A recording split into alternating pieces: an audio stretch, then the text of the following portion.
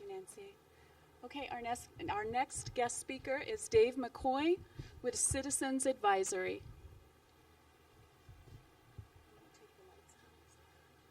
It's fine. Yeah, I've got enough light here.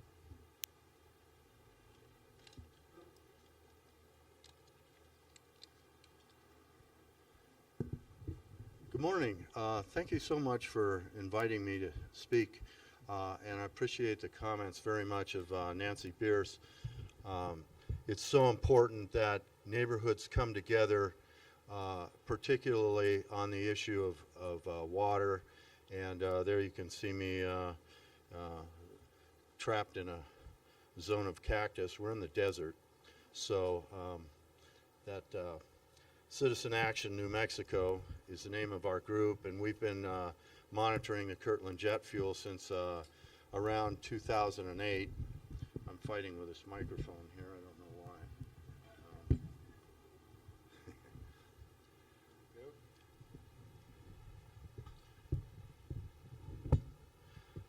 Our mission is to monitor Sandia Labs and Kirtland Air Force Base. We've also been involved somewhat with Los Alamos National Laboratories.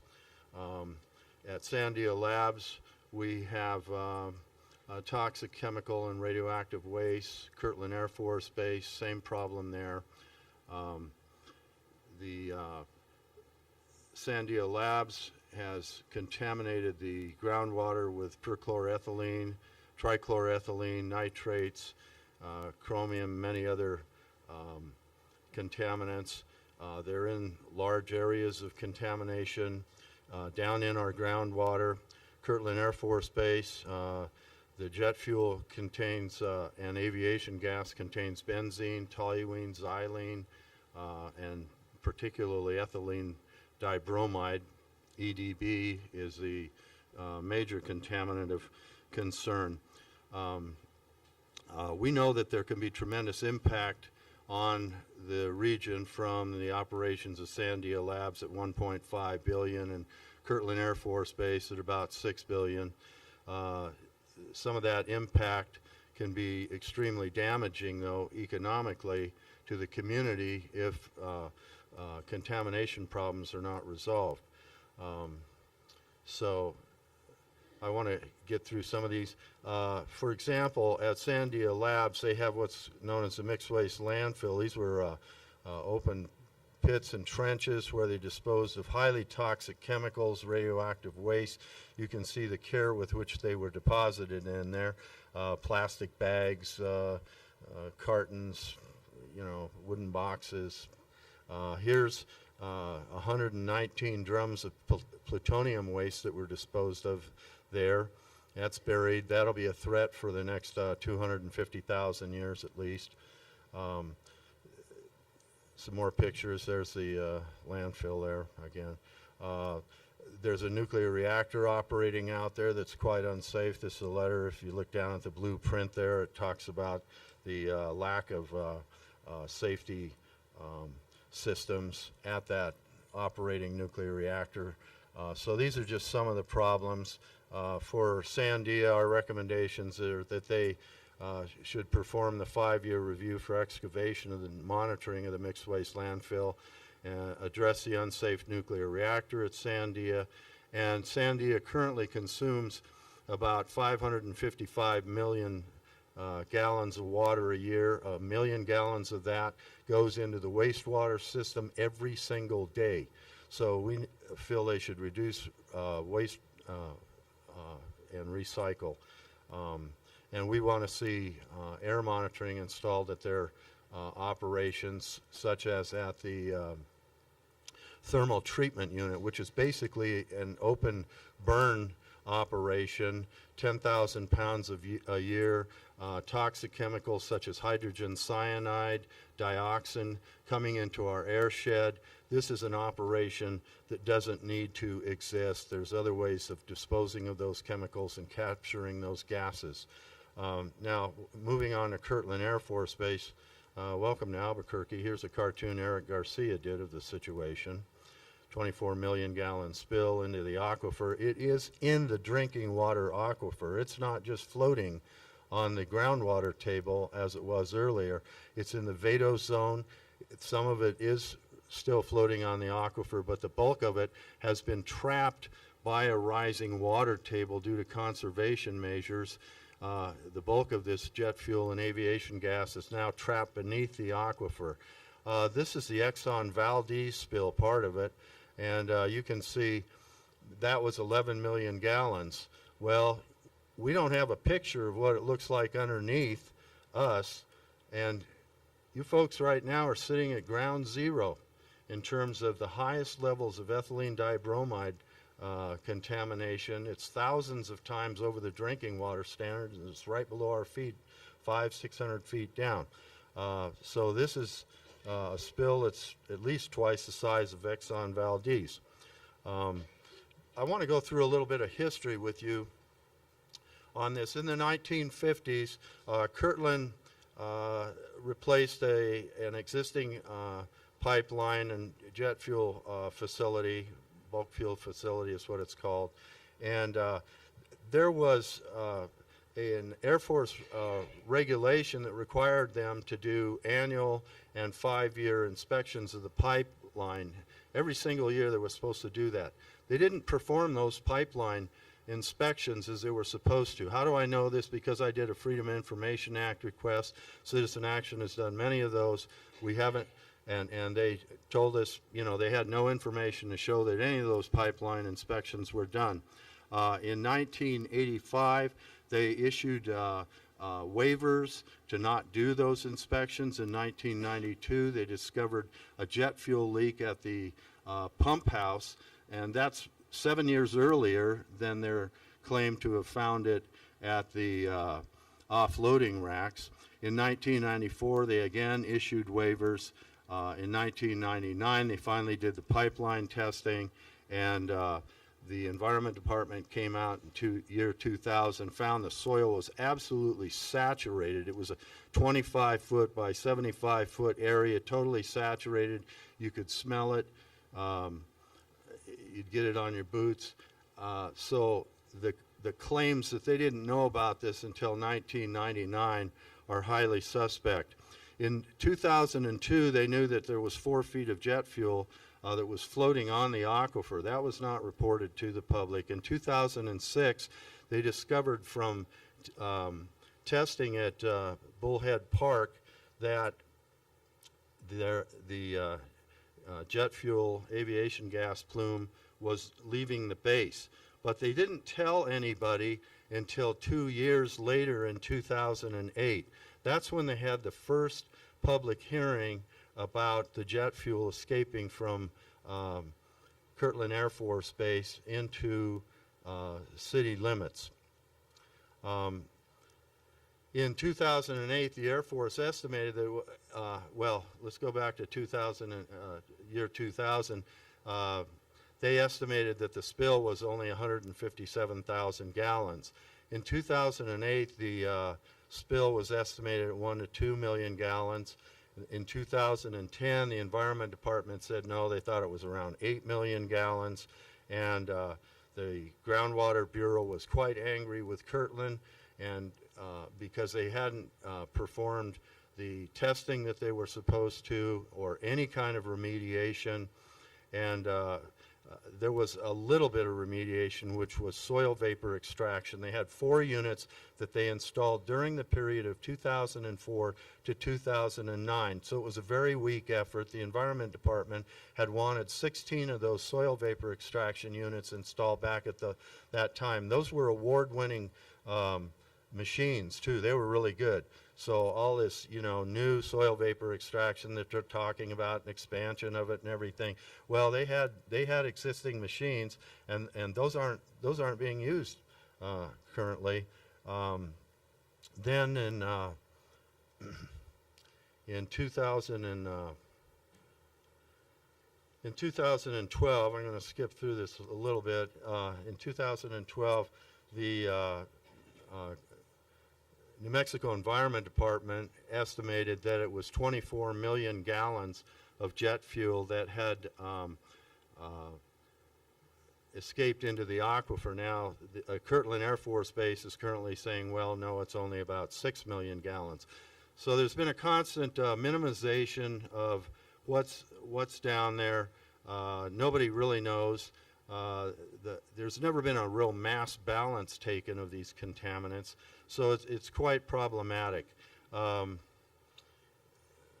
In 2013, the Environment Department informed Kirtland that they had numerous defective groundwater monitoring wells. Several of the shallow wells are covered by the groundwater, so they can't really tell what's floating on the groundwater. There's been lots of incidents of bubbles in the samples, air bubbles. Those destroy evidence of contamination that's in the groundwater samples. So that's been very problematic, and it hasn't been resolved yet, to my knowledge. In 2014, we know that the contamination from ethylene dibromide is potentially only a couple of years away from the Veterans Administration well. Now, I want to talk about monitoring wells for a minute, and why when they say that your municipal well water is safe from the Ridgecrest wells, what they have is a well screen that's 800 feet long, okay? And it's sucking up water at a rate of around 2,850 gallons a minute. These are tremendously productive wells out at Ridgecrest. So you're taking in around 10 million gallons a day that goes in to your drinking water supply. Tremendous dilution of anything that might be in that water that you're looking for in parts per trillion. Ethylene dibromide is so toxic that it's measured in parts per trillion. The EPA says there shouldn't be any of it in your water at all. They can detect down to about 10 parts per trillion.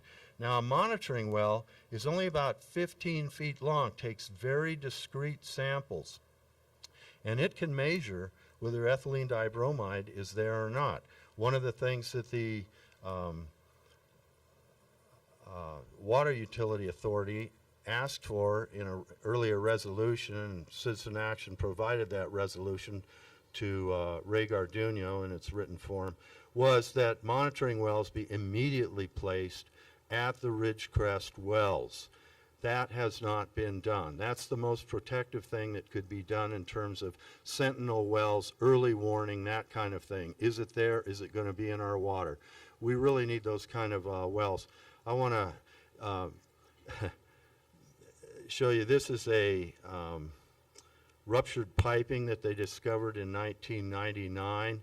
Now this thing, they didn't put a pack of cigarettes or a hand or something there to give you an idea of the size, but it's several feet long and quite wide. This thing was big, you know. So there was a lot of breaches of that line. Now,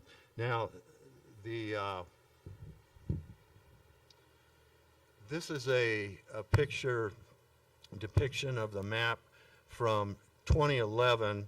And notice most of the monitoring wells are all around this area here.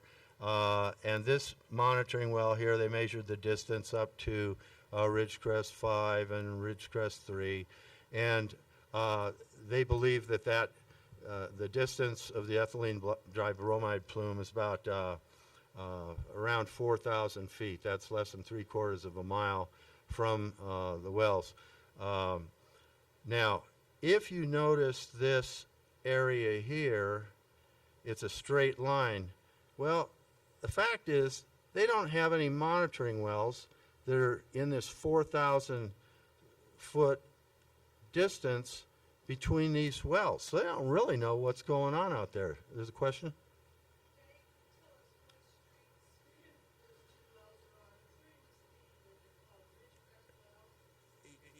Yeah, it doesn't.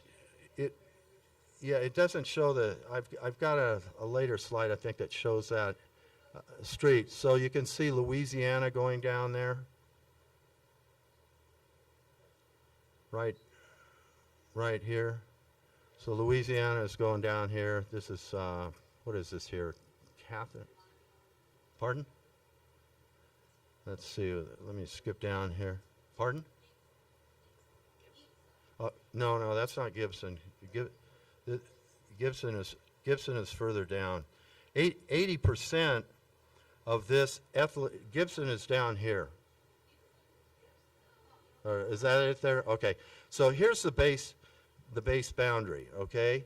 So you can see 80% of this jet fuel plume, EDB plume, is off of the base now. It's under your homes and businesses. It consists of JP4, jet fuel gas, aviation gas. This is a much older depiction here. Those are the fuel types, so they're on the water. Now, I want to show you this. This is important. Here's your Ridgecrest wells. Each one of these circles here represents a well field, and they have different names. Like this is Ridgecrest, this is Lomas. I'm up here right by Charles. Charles is just across the freeway. Over here is Burton. So you've got over 40 wells to the north in these different well fields. Well, what's happening is they've created what's called a hydraulic gradient. And you know, in common lay terms, you just think of it being a pull towards these wells. So it's moving in the direction of these wells. Okay? If you shut down these wells, this plume of contamination will just keep going on through the north, through these other wells. What's the importance of these wells? These wells here are extremely low in arsenic. They're down around 2 parts per billion in arsenic. So they're used for blending. Now, how much water do they produce? These wells at Ridgecrest are 20% of your water production here. Okay? Huh? For Albuquerque. These are very high producing wells. They're low in arsenic. Some of these wells to the north and over here, particularly on the west side, are very high in arsenic. Out of 92 municipal wells, 50% of those wells are over the EPA limit for arsenic. Some of them are up around 40 parts per billion. The limit is only 10. Okay? So it's important to be able to blend that arsenic down. Nobody wants to drink arsenic. I hope you all got bottled water by now. But at any rate, as we have a drought, we get lower levels of water in the river, and we're still dependent on this groundwater for this blending process. If they can use river water, they can use that for blending the arsenic down. So you can see, you know, it's kind of, we're between a rock and a hard place. You know, if ethylene dibromide hits those wells, are they really going to shut them down? You know, John Stomp from the city says that they will. Now, this is a picture here, and it's a little hard for me to see it from back here, but there's these yellow pins that they stuck in the map. I think that's Ridgecrest 5. Can you tell me from there? And let's see. Yeah, and I think this is, that's 3 over there. And somewhere is Kirtland Air Force Base 3. I think it's there. But look at the density that's around this well field, okay? Now, they need to know what's between the spill that's down here headed this way. They need to know the hydrologic characteristics of this area to know how wide the plume is, how long it is, how deep it is, and how fast it's moving. And they don't know that. Now, they've come up recently with these models from the EPA. Citizen Action was the one that obtained that EPA model, and it said, well, it'd be 30 years before it hit. Well, the reason we asked for that model in the first place was because the Environment Department had stated that based on their review of the EPA model, it would be 5 to 7 years before the EDB got to Ridgecrest wells. Okay, so I thought, okay, great, let's see the model. So then the model arrives, and it's got it wasn't given to me first. I was the one that asked for it. It was given to the Albuquerque Journal. I won't say who the reporter was. He was called up that morning. The story was spun to him. The next morning it was in the newspaper that it'll be 30 years before the ethylene dibromide arrives at your drinking water wells. Okay, so he didn't talk about page 63 of the report that talked about uncertainties. And the uncertainties were described as a lack of groundwater monitoring wells in this area, not knowing how fast it's moving, all the things that I've already described. So this is quite problematic. Let's see, I'm trying to move to the next slide. That's the pointer. It's not going down for me. What's going on here? I need to move to the next slide. Okay, so these are arsenic levels. All those red ones are, I mean, there's many more than that, but that's just a sample. Now, who's taking care of this? Who's in charge? Who is really in charge? Okay, I'm an attorney. What controls this approach to how we're going to clean this up, how it's regulated, is the New Mexico Environment Department. They're authorized by the Environmental Protection Agency to have the Hazardous Waste Management Plan, which is called RCRA. That's an acronym. It stands for Resource Conservation Recovery Act.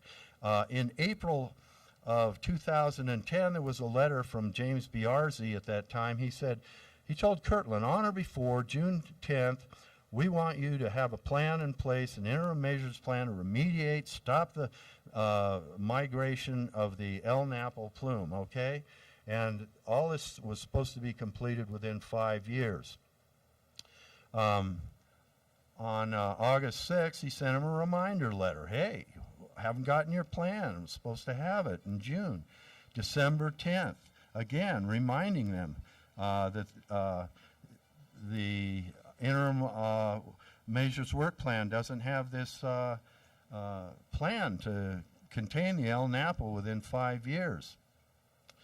Again, in March 11th, he's telling them, still got a problem, you haven't responded. Now, in March 2011, look what the Air Force was telling to Congress. They were saying that they would stop the forward migration of the fuel plume by September 2014 and completely remove the fuel on the groundwater by September 2017. Does anybody believe that's going to happen, those dates? And then they said using natural processes without further active treatment, modeling, what modeling? There wasn't any models at that time. Modeling indicates that the dissolved constituents would meet drinking water standards by 2025. And they said the Air Force goal, however, is to achieve site completion with a remedy that requires no or minimal long-term costs. Next, what happened was, in June, James Biarzi that had said, hey, I want a plan within 5 minutes, the governor removed him, put somebody else in place. She wanted a kinder, gentler approach from the Environment Department. And we got Ryan Flynn as our new Secretary of the Environment Department. On his bio, you can see that he works for the Air Force in the reserves as an assistant judge advocate. Now let's compare Kirtland Air Force Base with a much smaller spill at the Massachusetts Military Institute. They've got 25 extraction wells. Kirtland, 0. 1 treatment facility, 0 at Kirtland. 23 injection wells, 0 at Kirtland. Cleanup costs measured in 1998 dollars, $35 million. Kirtland, they say they've spent $50 million. I haven't really seen evidence of that, but it's a problem. Now, ethylene dibromide, I want to talk about that for just a minute of how incredibly damaging this is to the groundwater. if I had a half teaspoon of ethylene dibromide that was in every single one of the millions of gallons of aviation gas, it would contaminate, that 1/2 teaspoon would contaminate about 13 million gallons of water. So you can see your aquifer is being destroyed all the way off base to the north and is unusable. Who knows how much was spilled? The health effects, this is a picture here. The health effects of EDB are on the stomach, adrenal glands, reproductive system, respiratory system. It's a cancer risk. It is really toxic stuff. The EDB ways for cleaning it up. One way is soil vapor extraction. It's not very successful. Another way is air sparging. That's not effective at most sites. Groundwater pump and treat with activated carbon is the EPA recommended technology, but there's difficulties in all of these. Natural attenuation, microbial attenuation EDB doesn't really respond well to that. On the, let's see, what was this one?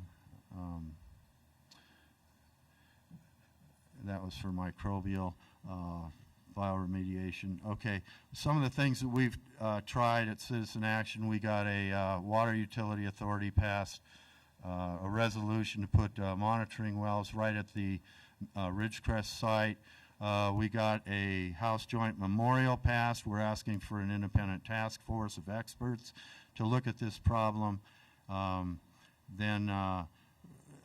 We've also asked that it be put on the national priorities list for emergency attention. And recently we filed this resolution that there be no ethylene dibromide allowed to enter into the municipal supply wells. This has not been passed. We'd like to get cooperation from neighborhood associations and the public to get this passed. I mean, John Stomp is saying they're not going to allow it into the water, but if he retires or leaves, how do we know it's not going to be there? So those are some of the situations, and that's all the slides I have, and I'll close with that. If there are any questions? Okay. We have some sign-up sheets, little yellow pieces of paper back there. If any of you would like to volunteer or work with Citizen Action to help us on this project, we'd appreciate it, and we hope to join with the larger coalition of neighborhood associations to deal with this problem. Thank you very much.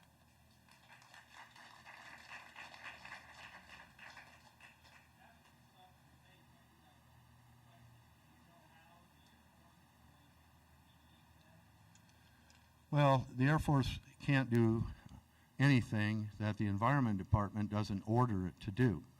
And the only thing that's been ordered to date is some soil vapor extraction, which won't address the ethylene dibromide problem that's dissolved in the groundwater. And then they've also said, well, we want you to do some, put in a pilot program for air sparging. Now, and they've threatened to fine them $10,000 a day if they don't get that plan. However, that's one unit of air sparging. It can only, its only potential is perhaps within a 25-foot radius. All of this is on Kirtland Air Force Base. It's not off.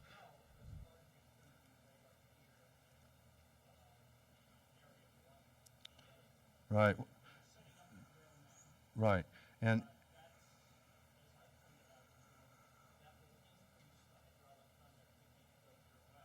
exactly. That's one of your dangers of.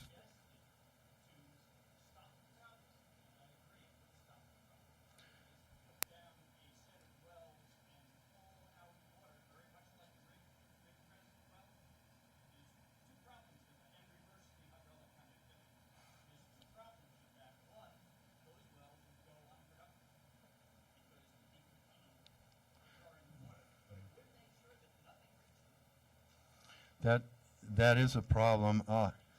They at Beth Page, which is a naval site on Long Island, they put in a row of pump and treat type wells, and one of the problems they ran into was the contaminants went right under those wells, and so you know, you've got to have a lot of backup wells in that, you know, rows of backup wells in that to be effective.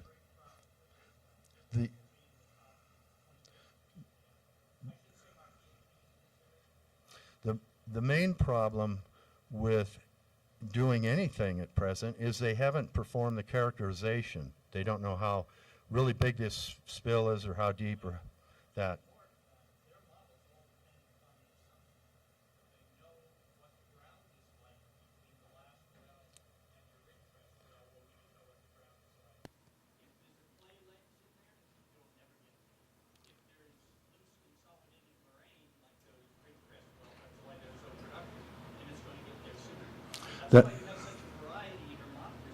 That's correct, and the ethylene dibromide plume is going down at the present time, and there's what they call the ancient Rio Grande strata, and once it gets in there, that's a fast pathway to those municipal wells. So thank you for your comments. Right.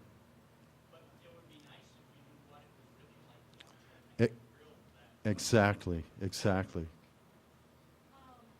Dave, I wanted to mention too that, you know, when we had the Environment Department at the coalition meeting in February, he was still anticipating that Kirtland have their plan delivered to the Environment Department by June 30th. So I don't know if they're still on track with that.